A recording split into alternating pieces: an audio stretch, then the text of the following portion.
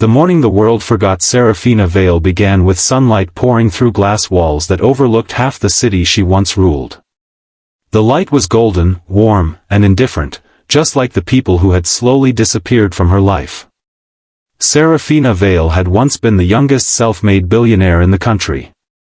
Her tech company had revolutionized medical software, her interviews filled magazines, and her charity galas glittered with celebrities and politicians.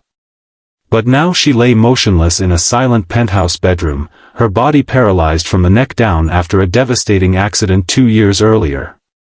The same people who once fought for her attention now fought to avoid responsibility for her care. Assistants resigned. Caretakers quit within weeks. Even distant relatives who had suddenly reappeared after her accident quietly vanished when they realized the fortune came with the burden of a helpless woman who needed constant attention. Her wealth could buy machines, nurses, and medication. But it could not buy patience. It could not buy compassion. Before we continue, if you believe that kindness and second chances still exist in this world, take a moment to like this video, comment where you're watching from, share it with someone who needs a little hope today, and subscribe to our channel, Kindness Journal. Your support helps us keep sharing stories that remind people humanity still matters. Seraphina's days had become painfully predictable. Morning sunlight. A rotating staff member rushing through basic care. The quiet hum of medical monitors.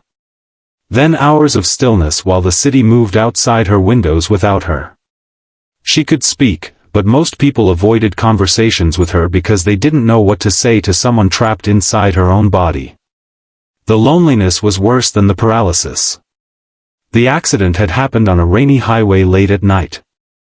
A truck had lost control, and Seraphina's car had taken the worst of it.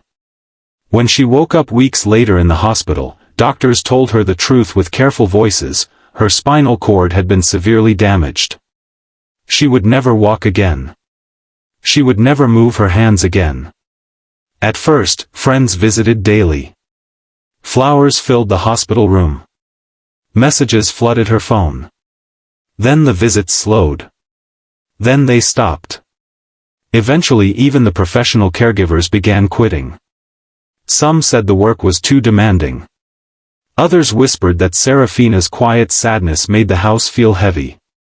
So the billionaire who once commanded boardrooms and global conferences now spent most of her days staring at the ceiling.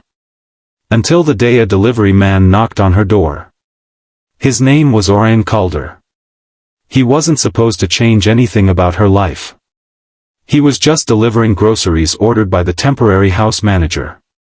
Orion had been working 2 jobs for years, delivering packages during the day and stocking shelves at night. His clothes were always slightly wrinkled, and his old delivery scooter rattled like it was held together by stubborn hope. But Orion noticed things most people ignored. When the door finally opened, it was clear the staff member inside was overwhelmed. Groceries were stacked everywhere, medical equipment beeped softly from another room, and the worker looked exhausted. While Orion carried the bags inside, he caught a glimpse of Seraphina through the open bedroom door. She lay perfectly still, except for her eyes, which were watching the hallway with quiet intensity. Most people would have looked away. Orion didn't. Something about her gaze stopped him. It wasn't anger. It wasn't pride. It was loneliness so deep it felt like gravity. He finished placing the groceries on the kitchen counter, but before leaving, he asked a simple question that no one had asked in months. He asked if she needed anything. The house worker laughed awkwardly and said the billionaire had everything money could buy. But Orion glanced again toward the bedroom and shook his head slightly. He said sometimes people need things money can't deliver. That day he left like any other delivery driver. But the next afternoon he returned. This time he brought something unusual with the groceries, a small potted sunflower. He placed it by the window in Seraphina's room before leaving. No explanation. No expectation. Just a quiet act of kindness. Over the next weeks, Orion kept showing up with deliveries. Sometimes groceries. Sometimes medicine. Sometimes just packages from the outside world. But every time, he spent a few extra minutes doing things no one had time for.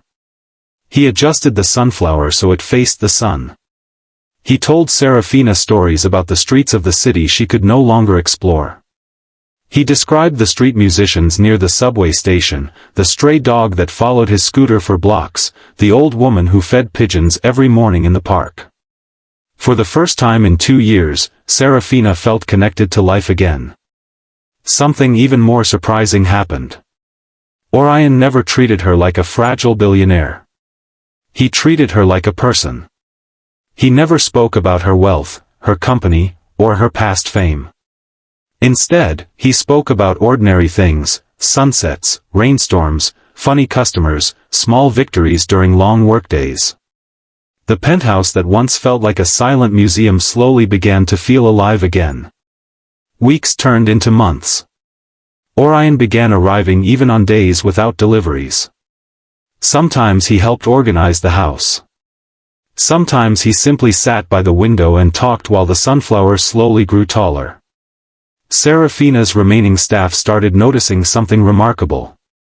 She smiled again. Not the polite smile she used for investors in the past. A real one.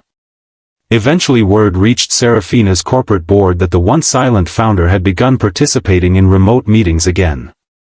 Her mind had never been paralyzed, and slowly, with Orion encouraging her, she began guiding her company from her bed once more.